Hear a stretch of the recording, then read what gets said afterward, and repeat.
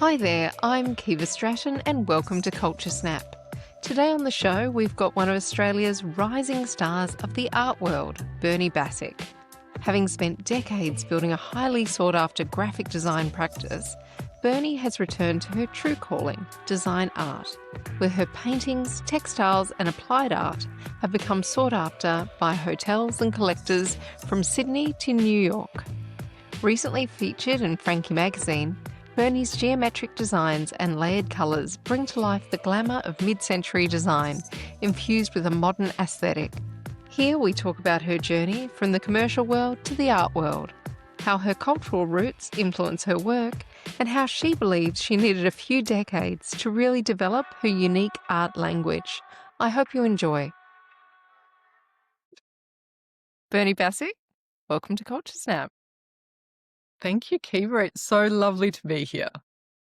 I am absolutely thrilled to have you on this show because, Berny, you and I have known each other for some time. So I've been able to witness a little bit of your journey. When I first met you, you were just the most incredible, and still are, I should say, graphic designer. And you and I have worked on many brand projects together where I've kind of done the strategy and you've done that beautiful visual articulation. But I think what I've been super excited about over the past few years is seeing you actually realize your true calling as an artist. So today, that's where I want to go. I want to go on that journey with you because I feel like maybe you started as an artist and then, like a lot of people, probably decided I need to earn some money and, turned to a natural profession, which is graphic design. But now you've finally come back to what I believe is your true calling. So, Berny, why don't we start a little bit in the past? When did you first discover art and what drew you to it? Really interesting question. So I grew up with a father who is actually a musician. So naturally, I was surrounded by music and playing music and that was something that I thought would be, I guess, potentially the career path that I might follow. And it wasn't till I obviously majored in sort of music for year 11 and 12. And it wasn't till the end of year 12 that I looked at, okay, what would I possibly do now? And music did not strike a chord with me at all. And so I scrambled to put a portfolio together to get into visual art degree. And so I did that, and that was, I guess, the very first sort of days of my experimentation with art and what that could possibly look like. I can't even recall where that came from. It was just something within me that was calling my name at the time. And I studied art for a year, and then, as you just mentioned, I did transfer to graphic design, majoring in photography, and I finished that degree, visual communication. And started working as a graphic designer. And I ran a studio for many, many years. And a few years back, it was just this sort of itch that I had where I needed to give myself the freedom to express who I actually was. And so that was the journey that I then embarked later in my, I guess, career, was to start that exploration again. And that was really interesting. When after many years of following client briefs, of obviously, working for other brands and creating for other brands, the journey and the process of finding who I was as an artist was really challenging because I can create in many styles. So that took, well, in hindsight, it wasn't that long, but it took, quite some time for me to, I guess, get to the point where I am now, of finally feeling comfortable with, I guess, what I'm producing as an artist and designer. You touched on there the idea of a creative brief. And for those who are unfamiliar, there's often a lot of restrictions and a very specific purpose for a graphic design outcome. So you're very restricted. And to me, one of the beautiful parts of creativity that comes to the fore in that commercial sense is how people take those restrictions or those guidelines and actually still find a means to put their own style into it and infuse it with the meaning that means so much to them. But it is very restricted to the client's needs and within the world of the client's brand.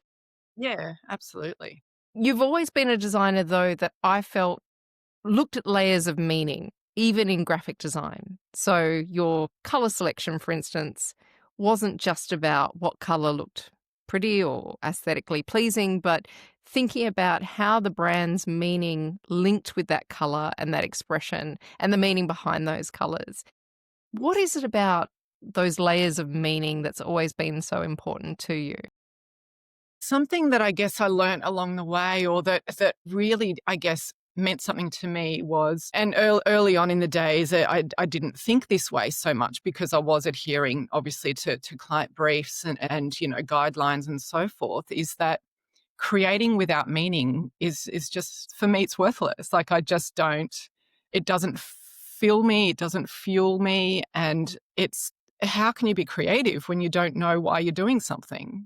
For me, that's extremely important, is to really understand true meaning behind the shapes that you're using. The colors really need to resonate. Even if they're shades of a color, it changes a piece completely. And that's something that I found with my art practice in particular is, I create with very structured and very geometric and simple shapes, and I always start with monochrome, pencil coloring. And it's not till the shape is formed that I play, for example, with color and texture. And it's amazing how much the color choice changes the way that you view this particular shape, or whatever it might be. It's really quite incredible, seeing the same artwork in multiple different colorways and how that affects the viewer and the feeling that you get from that. Sorry, I may have deviated, but it comes down to finding meaning in everything that you create. And I think whether it's a brief or your own work, it's extremely important, because your own self comes in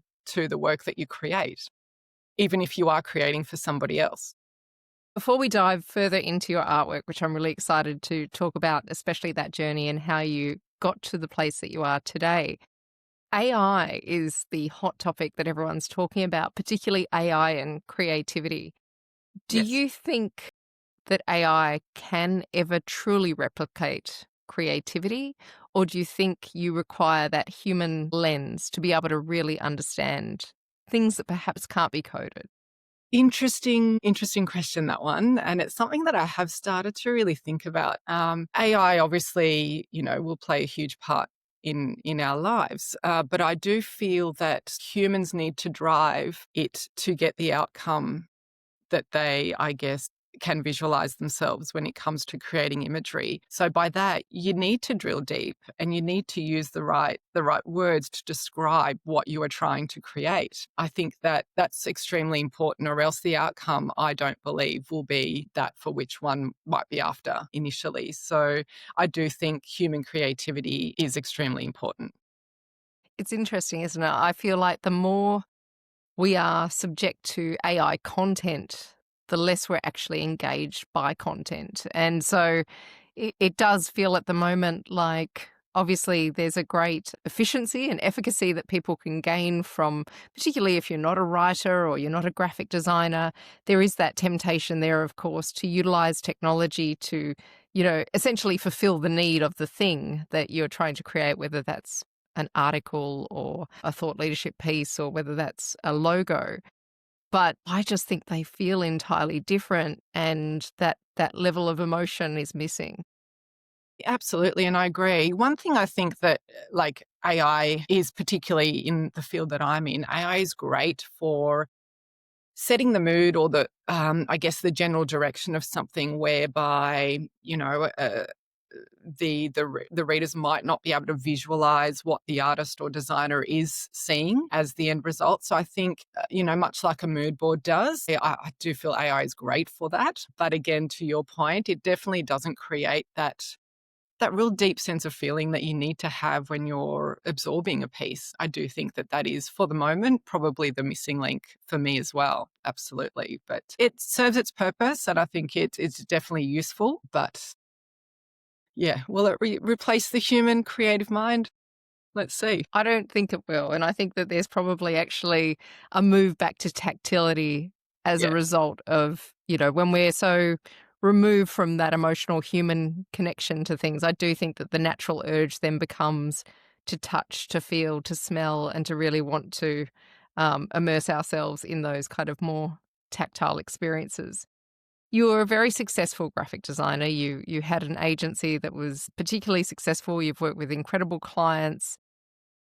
What made you take the leap from that very, I would imagine, accomplished and comfortable place where you'd spent many years kind of working up to a point of having that reputation for being such an incredible designer to effectively leaping into a space that I imagine was quite bold and probably came with some risk for you? Yeah, absolutely. Oh, look, it absolutely did. I just felt that at this point in my life, I needed to actually create pieces and work that really hold true meaning for me and where I could get my hands dirty, so to speak, with regard to, creatively playing without necessarily always having an outcome in mind, but rather, developing, finding a voice and really just giving myself permission to be creative without limits. And that is something that I was craving for quite some time and sort of trying to, I guess, find what the best direction for me would be moving forward. But I do have this strong sense of, I guess, my place in the world and why I am here. And it certainly is to create pieces that are meaningful to me and that will be appreciated and loved in homes and spaces for many, many, many years to come. And I think I'd probably say I'd regret if I didn't make this move. And I think that this is something that has been calling my name for a while, and I've just sort of, pushed it aside. So you started with paintings Yes. and you've now expanded. I think paintings are still probably very much at the core of where your art begins, but you've got beautiful textiles now. You've moved obviously into wallpapers and all kind of elements of home design. You in fact call yourself a design artist, which, has that sense of real world application of art, not just Yes. something that sits in a museum or sits in a frame. So tell me a little bit about that, the sense of building beautiful environments and having cohesion and that sense of kind of aesthetic Yeah. indulgence. Look, it's again this process of who I am and my identity, and as you know, it has been, as a brand designer or a designer and graphic designer for many years.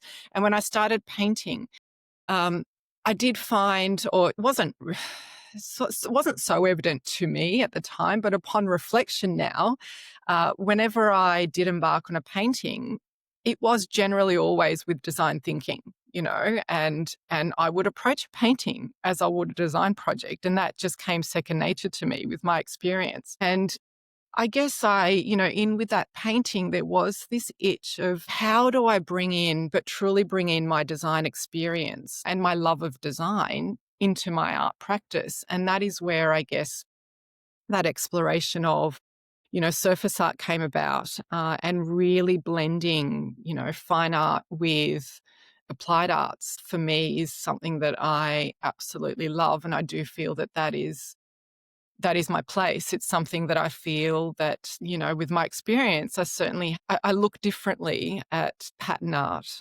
and fine art to a lot of the more traditional artists. And it's how my mind works. And so for me, it just was such a natural progression to go down that route. And, when I was sort of looking also just further in, on the topic of, artists who I admire, Sophie Toiper Art was somebody who actually did that in the early 20th century, which I absolutely admire. She was a painter, a designer, a dancer, and she had this interdisciplinary practice where she essentially did that. She blended the worlds of fine art and applied art, and she really challenged the hierarchy of fine art and applied art. And I guess that is absolutely what lights me up is seeing a piece of art on an entire wall as opposed to, sticking it to a canvas. And playing with different mediums is something that I absolutely love doing. And the colors you use, Bernie, they're very organically inspired. You certainly feel a sense of nature and, the kind of natural world the outside comes in with some of the colors. So we're talking beautiful browns and, really rich greens and gorgeous kind of ochres and things like that. Tell me about that relationship with nature and where that kind of inspiration comes from. I always did get my inspiration from a lot of nature and obviously spending time in nature, living in the environment, as you know. And so for me, it is the grounding that nature gives me and being associated with it and really just absorbing the beauty of nature is absolutely something that is in me. And it's so, instinctively comes out. And I am drawn obviously to, the depth of the colors that we see around us, which I just find so beautiful. And so, I guess just naturally I'm drawn to the colors that I see and that I look at in absolute detail when I am out in nature. The geometric shapes and the kind of structure of your art, though, also gives me a real sense of late 60s and 70s glamour to it. I feel like this could be as welcome in a Holston era or, there's a whimsy to it, but there's also that kind of geometric pattern repetition that feels very much to me like it has that kind of late 60s, early 70s aesthetic. Is that a time that inspired you? Is there something about that particular era that draws you in? I guess indirectly, yeah, absolutely. I have always had a fascination of blending vintage with modern and having this, I guess, eclectic mix of feels in a piece. And so I love, I love anything old that tells a story. And I think that's where that comes from, is that, and I do particularly love the 70s era. So it's interesting that you should, pick that up. Um, yeah, I am very much drawn to patterns and shapes from those eras and even the colors and the feel that comes with that and the imperfections that come with the worn. I love anything vintage that tells a story. It really does light me up, so to speak. So I guess once again that, instinctively just comes into my work. And again, obviously my cultural heritage does come into play there very much. And, the inspiration behind my work there is really starting to show, I think, with acceptance of where I've come from. So yeah, absolutely. I have, a lot of my patterns do fit into that mid-century sort of vibe. And in fact, they are, a lot of wallpapers and fabrics have been purchased for that type of interior. So yeah, it's definitely an inspiration for me looking back. You mentioned your culture and your history. Your parents are Croatian, and that has very much been a part of your life. And obviously, you're a first generation Croatian Australian. Tell me a little bit about how has the identity and being Croatian influenced your work, and are you seeing it kind of show up in surprising ways? Yes. So I guess to just rewind back, I guess, as, a young one and a teenager growing up in Australia, in a Croatian household, but also with German influence. So my parents actually grew up and went to school in Germany. So we very much had both of, the cultures growing up. And it was something that I guess I tried to fit into, Australian society and, be an Australian kid, but I'd never really fit that bill as much as I really, really wanted to fit in. And my roots always did somehow come out. And my parents really did, they did a lot to keep the culture, in our house and surrounding us. We went to, cultural events and concerts, and I was surrounded by music, Croatian music, even German music. We'd go to the Oktoberfest, there was always, some form of this cultural heritage that crept in as much as I liked to fight it at the time. And it definitely wasn't till I was quite a bit older that I reflected back, particularly on this journey that I'm on now, to look at, who I was and those experiences that actually have shaped who I am now and what is creeping in that's, subconsciously ingrained in my skin, that's coming out in my art. And so it really, plays a huge role in identity. And I think that is something that I am striving, I guess, to extract is that sense of culture and that identity that I've come from, and actually have what I create fit into this modern context, but with the traditions, underpinning everything that I create, I find now is something that is absolutely essential with what I'm creating, and something that is absolutely who I am. So yeah, It's a yeah. familiar tale, isn't it? That I relate to it myself, obviously, with my mum's Italian heritage. I think there are many first and second generation Aussie kids that come from European backgrounds who our first instinct, I guess, is to almost disassociate from it. And yet, as an adult, it's funny because it's those things that you treasure so much. And you almost want to go back in time and shake your younger self and say, "Can't you see how fabulous this is? This is the stuff that later in life you're going to be so thankful that you had exposure to, whether it's the cooking, the music." But it is funny, I think that it's a story that many Australian kids will relate to, is that kind of sense of you just want to blend in, and then at some point in life you decide, actually, I don't really want to blend in anymore. I actually want to be authentic, not necessarily stand out, but be true to who you are and all the various facets of that. You know, your art is doing incredibly well. You can purchase it in places like New York. It's in incredible hotels. You know, I had a friend on Instagram who just happened to have your wallpapers in the background at a pub. You know, it's out there. It's doing amazing. Would you tell your younger self to leap earlier? If you would have asked me this question a couple of years ago, I would say yes. However, now I think that my experiences and my journey up until this point have actually really influenced who I am today. So I think that, as you know, everything happens in divine timing. And I truly believe that. I don't think I was ready years ago to actually, I guess, let this out. It just wasn't the right time.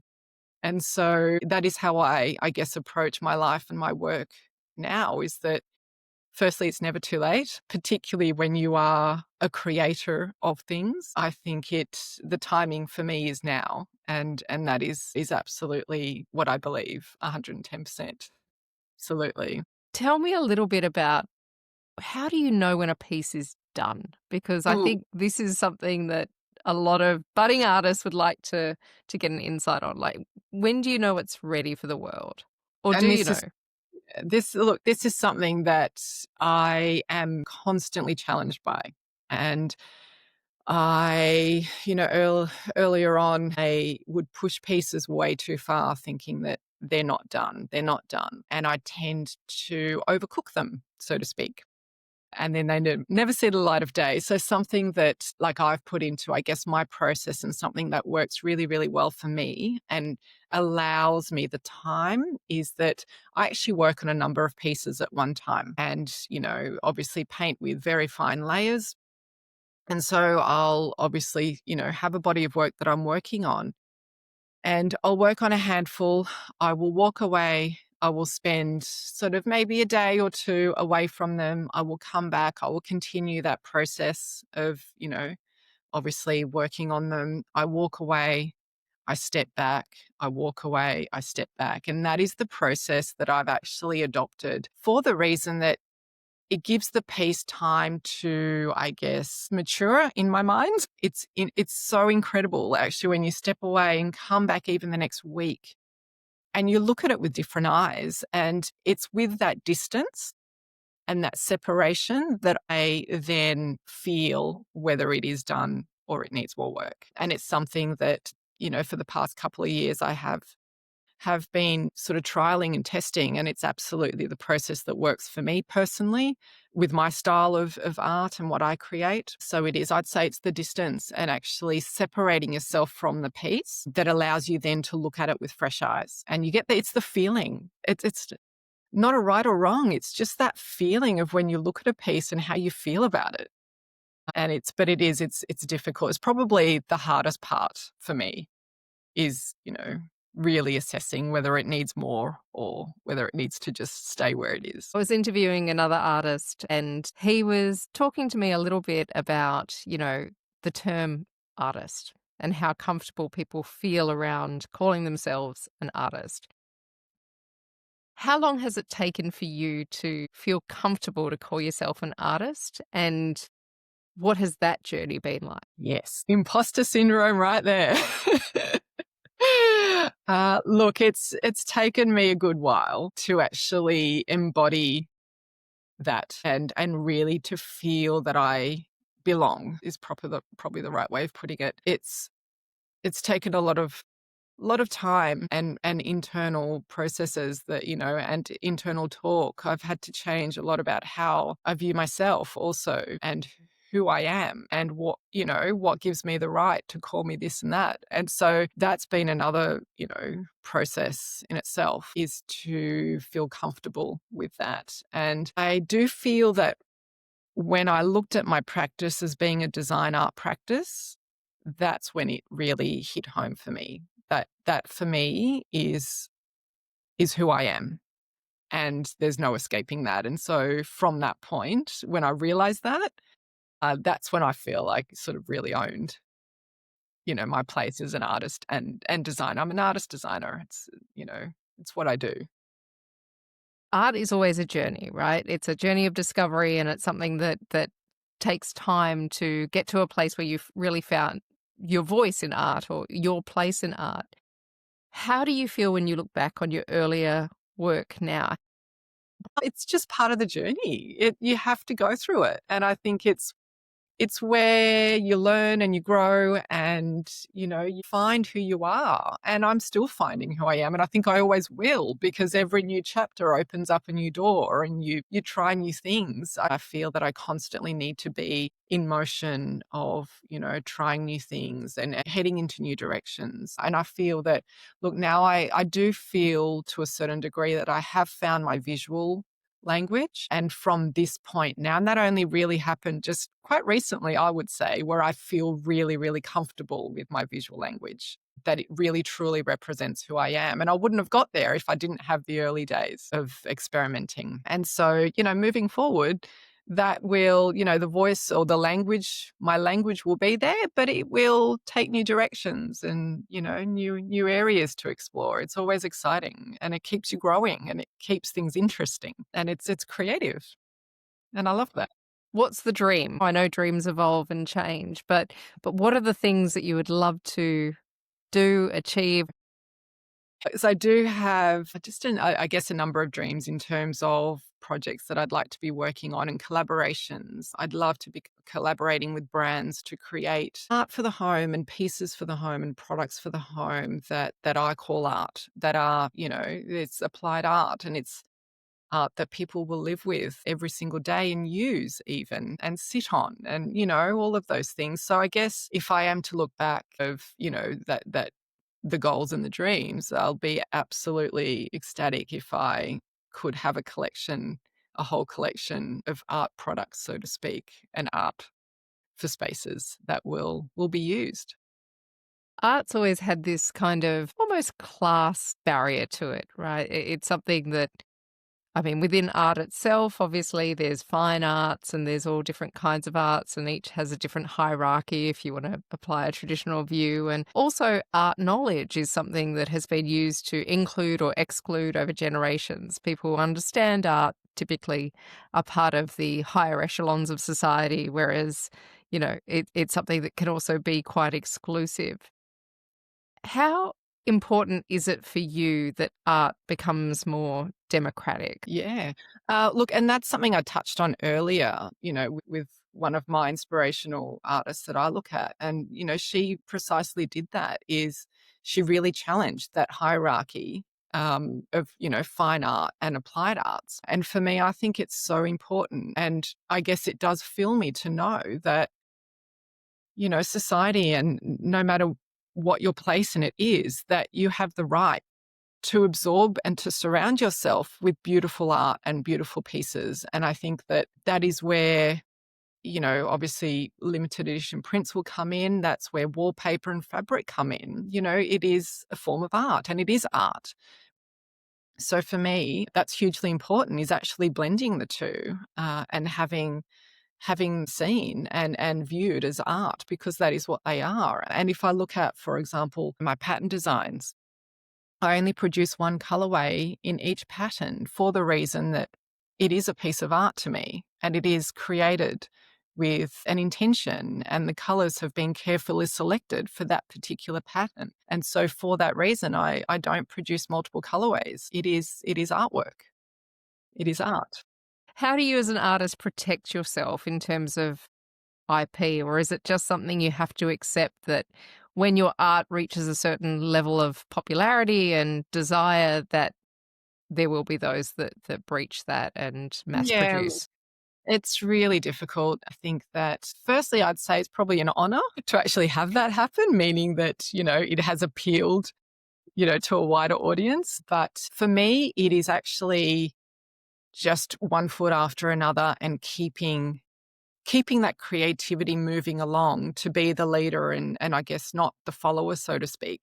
That's how I feel we need to break those barriers, is just to keep reinventing and keep creating and keep coming up with new things that, ultimately, could be copied. But there is a very big difference between, the original art form and I guess the copied versions. So I think it's just part of the landscape, unfortunately.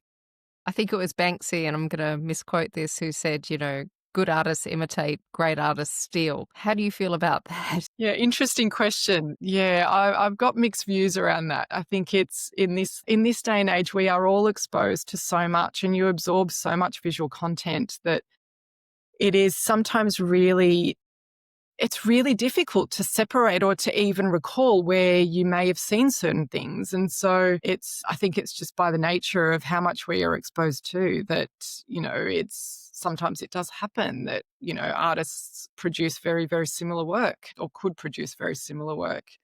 So it's something that I really sort of moving forward absolutely try to be very mindful of who's doing what. There's so much visual content out there that sometimes it's just difficult. And we are inspired by certain artists and certain designers. So sometimes it is just what we personally like or what appeals to us that can sometimes come out.